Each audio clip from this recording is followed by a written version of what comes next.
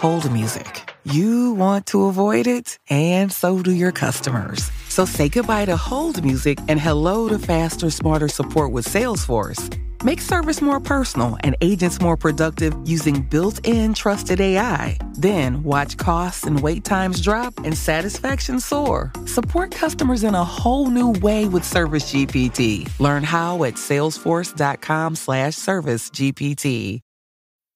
This episode is brought to you by Carnegie Mellon's Tepper School of Business. Want to advance your career or switch fields? An MBA from Carnegie Mellon's Tepper School of Business can help.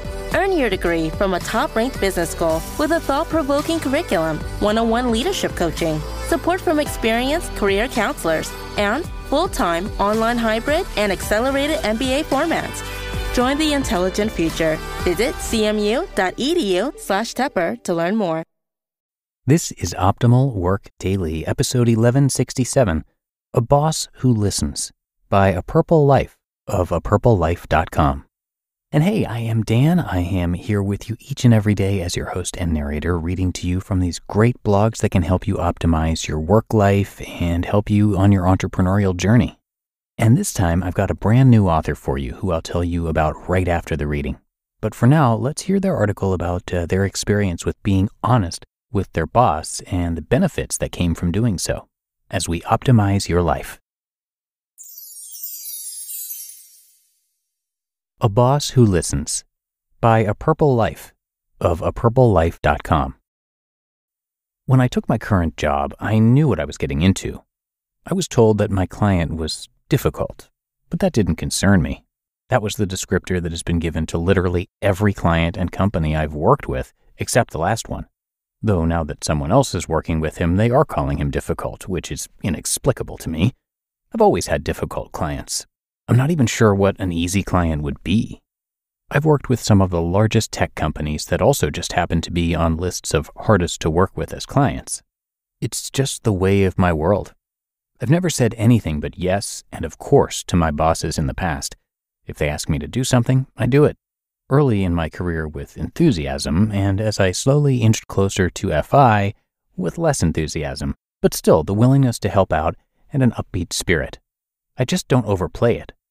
I've never told my boss that I dislike a client or how difficult a client is making my life. I've never complained. I've never said I don't want to do something or I can't do something. I've never told the truth before. It never seemed worth it.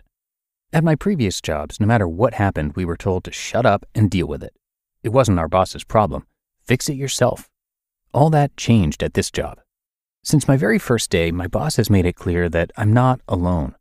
When I started working as I'd always been taught, just go and run with it, he said I should slow down and involve people because I was not a burden and they were there to help me. Shocking. My boss has also always promoted open and honest communication. In fact, everyone at every level of this job has always told us whole truths, not that employer they usually spout. It was this revelation and the prompting of a fellow colleague and friend that made me realize if I have a problem, I should speak up. I knew what I was getting into with this client. She was known for being difficult, hard to manage, and all over the place. I would check in every week to try and get ahead of the work we would have and properly plan my time. She would always say, "There's nothing." And then often something would pop up randomly that was needed that very instant. She would email throughout the night and weekend and text if she didn't get a response, even if I was asleep. I would provide exactly what she asked for, and she would ignore it, not even say thank you, and ask where this other thing she never asked for was. She always made me feel like a failure, no matter what I did or how hard I worked, even though I was delivering everything we agreed upon and always within the crazy timeline allotted. After working with her for about 8 months, I started feeling my old stress indicators within my body. I was jumpy, scared to look at my phone and email every time I got a notification. I wasn't sleeping well. I was drinking heavily on the weekends to try and forget what the next week would bring. All of this was familiar. I had felt all of these things in Manhattan, and I had moved to Seattle partly to get away from that kind of toxic work environment that is more or less accepted there. I told my boss the truth. Luckily, our contract with this client was also winding down, and I said that I would prefer to not work with her again. Originally, this wouldn't have been a problem because he promised they would not renew the project on that basis. He mentioned how employee health is of tantamount importance and we can fire any client that jeopardizes that. I asked if we could really fire her because she was friends with the CEO. He said, yes, absolutely. Unfortunately, that was not to be. Even after agreeing not to renew, our CEO spoke with her alone and agreed to do more work, $500,000 of work.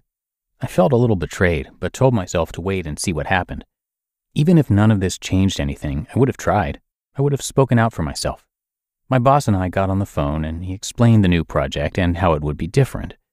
I told him I still did not want to work with her. When he asked why, I gave him all the reasons. And despite him telling me that she appeared to be a changed woman and this year looked like it would be very different, I stood my ground and said that while I hope that's true, I would prefer not to work directly with her. He asked if I would be willing to still do the work but not interact with her. I conceded to that. The work is actually interesting and helping me grow. It's the actual client that is the issue. So I waited to see what being behind the scenes actually meant. Would I still have to deal with her crazy requests, or would that be tempered by a buffer person and a more planned-out deliverable list?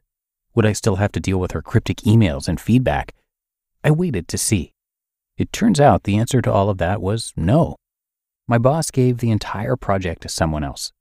I have offered my background knowledge to her, and so far she hasn't really taken me up on it besides asking my opinion on an email she was writing. I have no interaction with the client and no responsibilities on the project as of this moment. I got exactly what I wanted, and all I had to do was be honest. What a novel concept. You just listened to the post titled, A Boss Who Listens, by A Purple Life of apurplelife.com. You want consistency and quality, but you also want variety and freshness. If you run a business, you want it all. With nuts.com, you can get so many different delicious snacks and ingredients and know that they will consistently exceed your expectations. Nuts.com is your one-stop shop for the highest quality foods for business. They offer delicious office snacks, corporate gifts, and wholesale ingredients. And over 50,000 companies choose nuts.com for their business needs, from offices to hotels to restaurants and retail stores. And we've even loved their product as remote workers. Nuts.com has sent us plenty of snacks that keep us energized and focused so we can deliver the best work that we can. Nuts.com makes ordering for your business quick and easy. Right now, Nuts.com is offering new business customers a free gift with purchase and free shipping on orders of $125 or more at nuts.com/OWD.